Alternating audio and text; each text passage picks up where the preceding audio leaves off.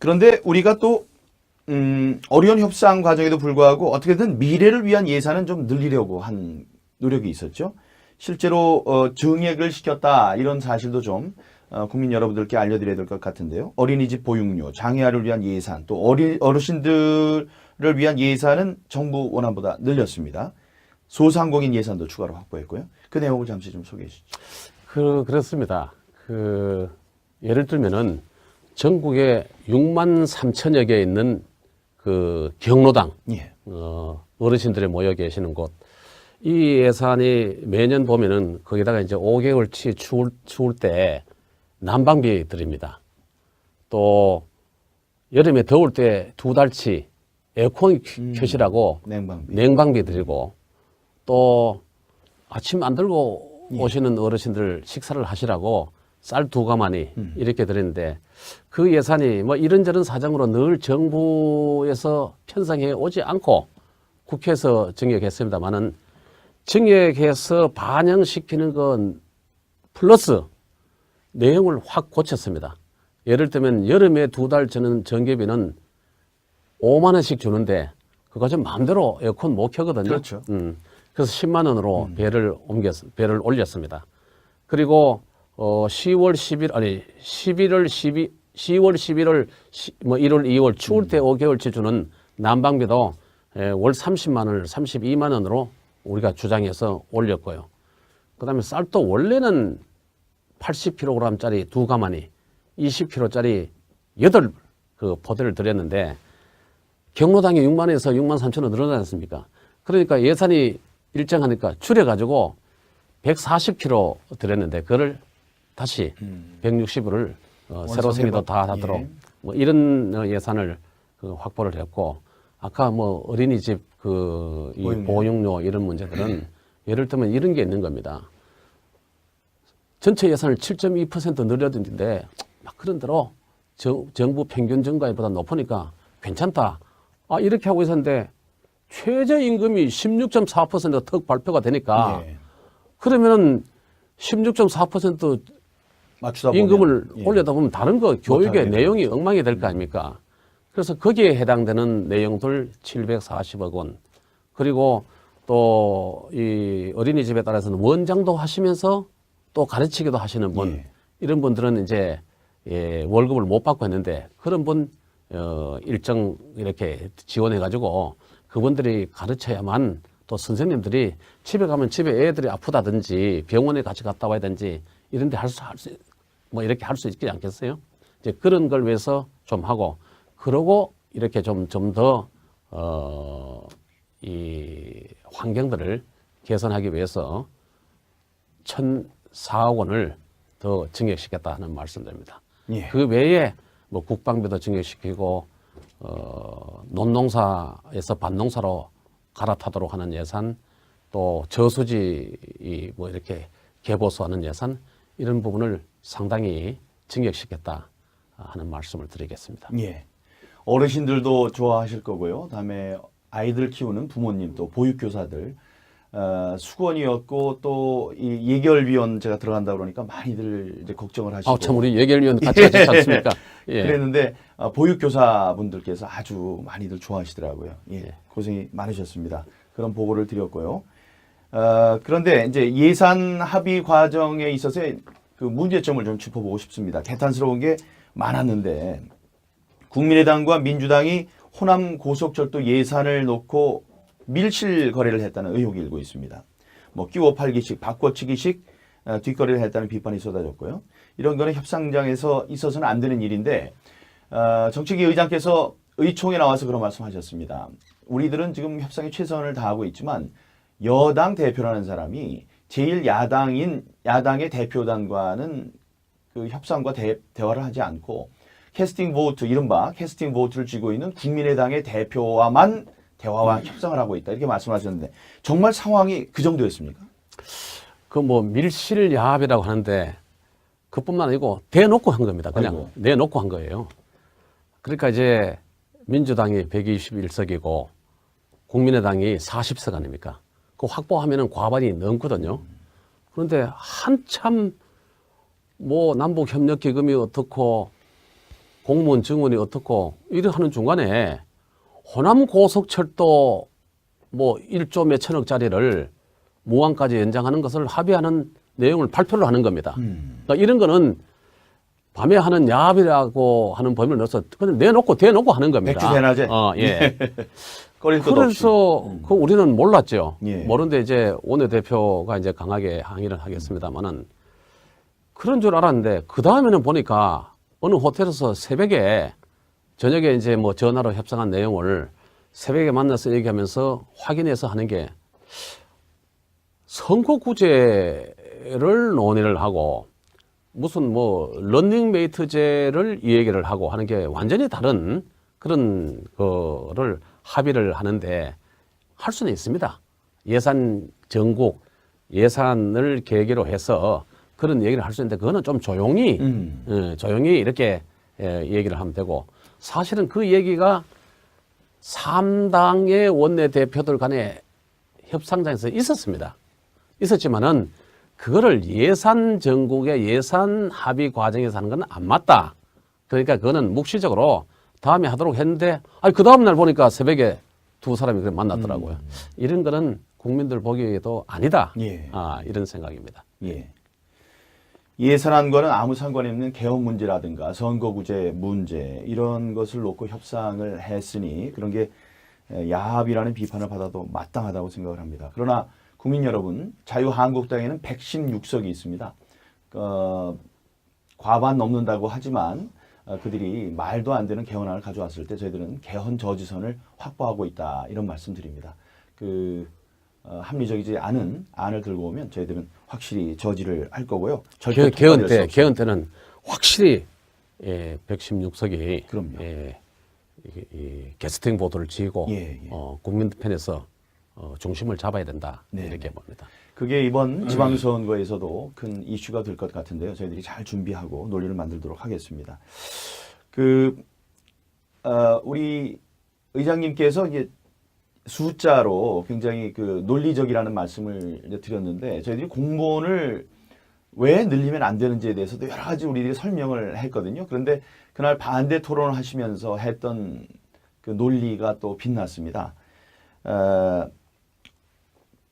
공무원이 늘어난다 그러면은 뭐 젊은이들 좋아할 수 있고 아까 말씀드렸던 공시족들 좋아할 수 있습니다. 하지만 미래 세대에는 큰 부담이 되거든요. 공무원 한 명 증원에 드는 국민 세금이 얼마인지를 아주 간명하게 잘 설명을 해 주셨었는데 어떻게 설명을 해 주셨었죠? 우선 공무원 한 명 뽑으면은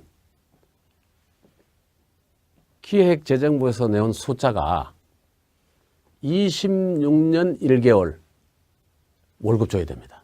평균이죠. 평균이죠. 그리고 17년 동안에 연금을 드려야 돼요. 예. 그럼 공무원 마치고 나면은 그러고 돌아가시고 나면은 사모님들 그 유족께 또 10년 동안에 연금을 60%를 또 드리더라고요. 이걸 이렇게 평균 1인당 단가를 계산하니까 20억입니다. 아이고. 그래서 이 정부가 추진하는 17만 4천 명을 곱하니까 350조 원이 되는 거예요. 그래서 뭐 정부에서 틀렸네, 맞네 하고 뭐 했던 국회 예산정책처에서 나온 328조 하는 게 숫자가 맞다 하는 거고요. 우리나라가 1948년에 정부를 수립하고 지금까지 공무원을 늘 늘려오면서 된 숫자가 110만 명 좀 넘습니다. 이거를 5년 만에 17만 4천 명을 15% 이상 늘리겠다. 이것도 예를 들어 가지고 이게 뭐 어느 파출소에 밤낮없이 이렇게 수사하고 뭐 저녁으로 뭐 이렇게 도둑 잡고 하는 그런 보면 부족하니까 여기는 얼마를 늘리자.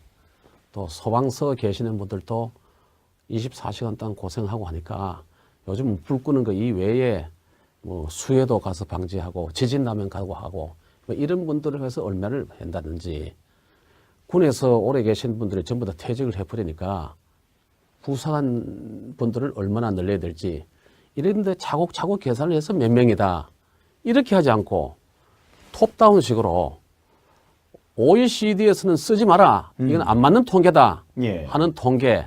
그러니까 전체 취업자 중에서 공무원이 차지하는 비중 이걸 내놓고 이 3%를 늘리기 위해서 공공 부분에서 81만 명 늘려야 되고 그중에서 17만 4천 명은 공무원을 늘려야 되는데 늘릴 거 어디 늘릴까? 이래오는 톱다운식 선거 공약의 이행 이런 것들은 안 맞고 예. 그리스가 공무원 정원 18만 6천 명 늘리면서부터 망조가 들어가지고 나라가 으스러져 가는 걸 생각할 때 굉장히 조심해야 된다. 우선은 탁 내서 일자리 생기는 거지만은 이게 조금 지나가면은 지금 취직했던 사람의 나중에 세금으로 돌아오고 자제분의 취업 자리를 줄이는 그런 우를 범하게 된다. 이런 쪽에서 반대를 했던 겁니다. 예. 그러나 전체적으로 상당한 부분 저희들은 한 반 정도 인정을 하려고 했는데 또 반하고 전체하고 또 중간쯤 되는 데서 국민의당과 민주당이 합의를 했고 우리는 그 합의에 참여하지 않고 거기에 도장도 안 찍었습니다. 예. 예. 그렇죠. 그런데 우리가 또 어려운 협상 과정에도 불구하고 어떻게든 미래를 위한 예산은 좀 늘리려고 한 노력이 있었죠. 실제로 증액을 시켰다 이런 사실도 좀 국민 여러분들께 알려드려야 될 것 같은데요. 어린이집 보육료, 장애아를 위한 예산, 또 어르신들을 위한 예산은 정부 원안보다 늘렸습니다. 소상공인 예산도 추가로 확보했고요. 그 내용을 잠시 좀 소개해 주시죠. 그렇습니다. 예를 들면은 전국에 6만 3천여 개 있는 그 경로당, 예. 어르신들이 모여 계시는 곳. 이 예산이 매년 보면은 거기다가 이제 5개월치 추울 때 난방비 드립니다. 또 여름에 더울 때 2달치 에어컨 켜시라고 냉방비 드리고 이 두 가마니 20kg짜리 8그 포대를 드렸는데 경로당이 6만 원에서 6만 3천 원 늘어나지 않습니까? 그러니까 예산이 일정하니까 줄여가지고 140kg 드렸는데 그걸 다시 160을 새로 생기도 다 하도록 예. 뭐 이런 예산을 확보를 했고 아까 뭐 어린이집 이 보육료 이런 문제들은 예를 들면 이런 게 있는 겁니다. 전체 예산을 7.2% 늘려드는데 막 그런 대로 정부 평균 증가율보다 높으니까 괜찮다. 이렇게 하고 있었는데 최저임금이 16.4%턱 발표가 되니까 예. 그러면은 16.4% 맞추다 보면, 임금을 예. 올려다 보면 다른 거 교육의 못하게 내용이 엉망이 될 거 아닙니까? 그래서 거기에 해당되는 내용들 또 아침 안 들고 오시는 어르신들 식사를 하시라고 쌀 2가마니 이렇게 드렸는데 그 예산이 뭐 이런저런 사정으로 늘 정부에서 편성해 오지 않고 국회에서 증액했습니다만은 증액해서 반영시키는 건 플러스 내용을 확 고쳤습니다. 예를 들면 여름에 2달 주는 전기비는 5만 원씩 주는데 그거 좀 마음대로 에어컨 못 켜거든요. 그렇죠. 그래서 10만 원으로 배를 올렸습니다. 그리고 10월 11월 뭐 1월 2월 추울 때 5개월치 주는 난방비도 월 30만 원을 32만 원으로 우리가 주장해서 올렸고요. 그다음에 쌀도 원래는 80kg짜리 740억 원. 그리고 또 이 어린이집에 따라서는 원장도 하시면서 또 가르치기도 하시는 분 예. 이런 분들은 이제 월급을 못 받고 했는데 그런 분 일정 이렇게 지원해 가지고 그분들이 가르쳐야만 또 선생님들이 집에 가면 집에 애들이 아프다든지 병원에 같이 갔다 와야 되는지 이런 데 뭐 이렇게 할 수 있지 않겠어요? 이제 그런 걸 위해서 좀 하고 그러고 이렇게 좀 더 이 환경들을 개선하기 위해서 1,004억 원을 더 증액시켰다는 말씀드립니다. 예. 그 외에 뭐 국방비도 증액시키고 논농사에서 밭농사로 갈아타도록 하는 예산, 또 저수지 뭐 이렇게 개보수하는 예산 이런 부분을 상당히 증액시켰다 하는 말씀을 드리겠습니다. 예. 어르신들도 좋아하실 거고요. 다음에 아이들 키우는 부모님 또 보육교사들 수건이었고 또 이 예결위원제가 들어간다 그러니까 많이들 이제 걱정을 하시고. 아, 참 우리 예결위원 같이 하지 않습니까? 예. 그랬는데 보육교사분들께서 아주 많이들 좋아하시더라고요. 예, 고생이 많으셨습니다. 그런 보고를 드렸고요. 그런데 이제 예산 합의 과정에 있어서의 그 문제점을 좀 짚어보고 싶습니다. 개탄스러운 게 많았는데 국민의당과 민주당이 호남 고속철도 예산을 놓고 밀실 거래를 했다는 의혹이 일고 있습니다. 뭐 끼워 팔기식, 바꿔치기식 뒷거래를 했다는 비판이 쏟아졌고요. 이런 거는 협상장에서 있어서는 안 되는 일인데